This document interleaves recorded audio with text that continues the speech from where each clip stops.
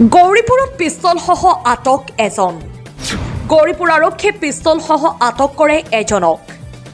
গৌৰীপুৰ 10 নং ৱাৰ্ডত হস্ত নিৰ্মিত পিষ্টলসহ এজন যুৱকক আটক কৰে গৌৰীপুৰ আৰক্ষীয়ে।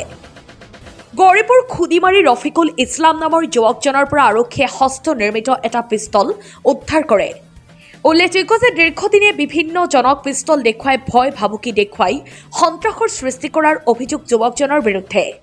গৌৰীপুৰ আৰক্ষী থানাৰ ভাৰপ্ৰাপ্ত বিষয়াৰ নেতৃত্বত গোপন অভিযানৰ ভিত্তিত পিষ্টলসহ যুৱকজনক আটক কৰিবলৈ সক্ষম হয়। পিষ্টলৰ লগতে যুৱকজনৰ পৰা আৰু বহু নিচাজাতীয় সামগ্ৰী উদ্ধাৰ কৰে আৰক্ষীয়ে। বৰ্তমানে আৰক্ষীয়ে যুৱকজনক আটক কৰি থানালৈ আনি অধিক তথ্যৰ বাবে তদন্ত অব্যাহত ৰাখিছে।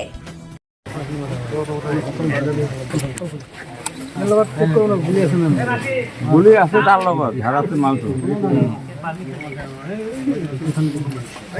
নাম কৰি আছো না এইটো কাক হৈ গ'ল না